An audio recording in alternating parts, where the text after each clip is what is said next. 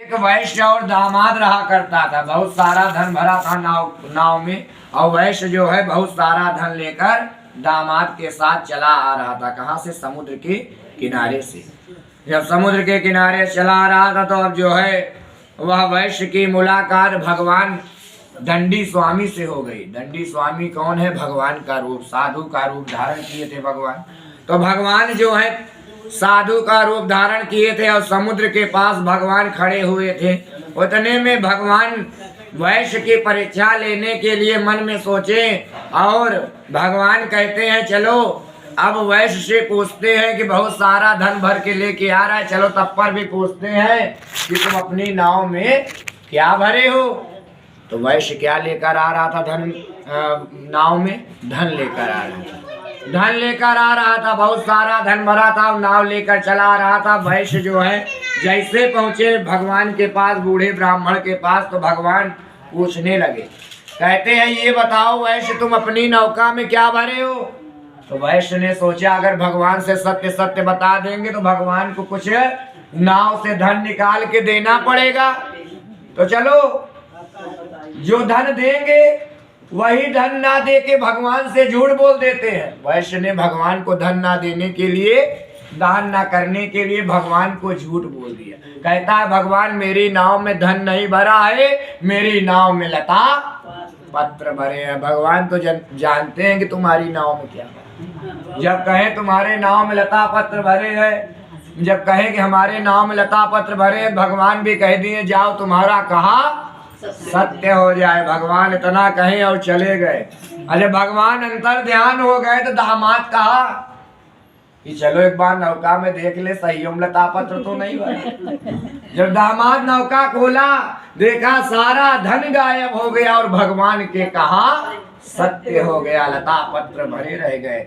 वैश्य के होश उड़ गए। जब देखा तो वैश्य के होश उड़ गए, चिंता करने लगा। तब उसके दामाद ने कहा शोक क्यों करते हो, या विष्णु भगवान ने श्राप दिया है। वह विष्णु भगवान सर्वसमर्थ, इन्हीं विश्वास नहीं, अब उन्हीं की शरण में जाने से तुम्हें मनवांछित फल मिलेगा। दो वैश्य जो है दामाद जो है कहते हैं पिताजी अब रोइए नहीं, दुखी मत होइए, क्योंकि आप यही भगवान बूढ़े ब्राह्मण से झूठ बोलने के कारण आज आपके नौका में लता पत्र भरा है। चलिए वो न जाने कौन से रूप में आए थे भगवान और आपने झूठ बोला, इसी के कारण नाव में लता पत्र भरे रहे। चलिए अब उन्हीं भगवान के पास चलते हैं।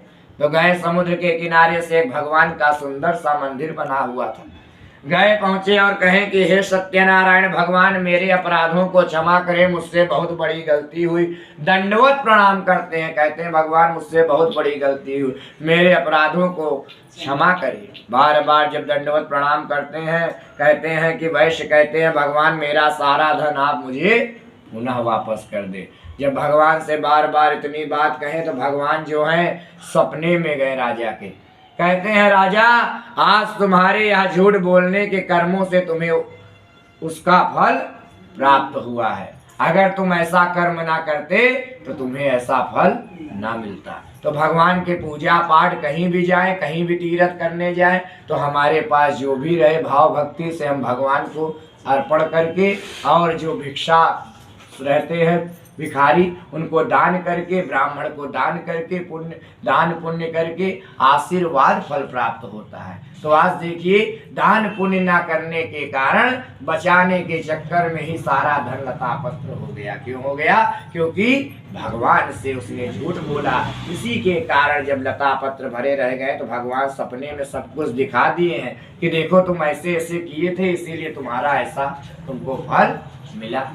जाओ, लेकिन भगवान तब पर भी कह रहे हैं जाओ मैं तुम्हारा सारा धन तुमको फिर से वापस कर देता हूँ। भगवान से जब क्षमा मांगे, जब गए देखे नाव में, जब नाव में गए देखे दोनों लोग वैश्य दामाद, जब गए देखे नाव में भगवान उनका सारा धन वापस कर दिए।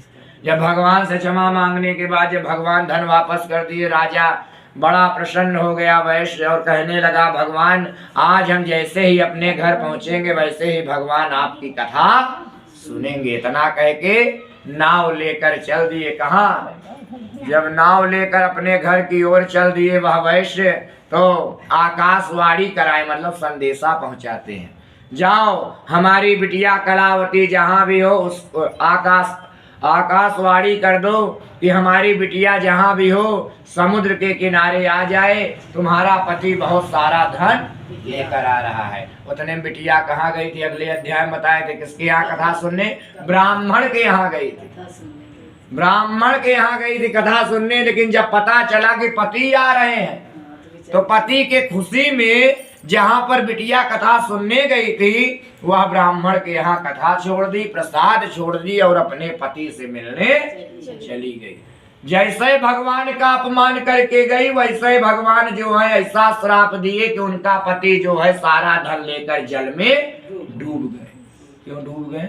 क्योंकि कर्म उधर गलत करके आए। हर अध्याय में यही बताया जा रहा है कि ऐसे ऐसे कथा हुआ था, ऐसे ऐसे सुना गया था, इसका यह फल ऐसा मिला। इसीलिए आपको यह कथा सुनाया जाता है कि ऐसा कर्म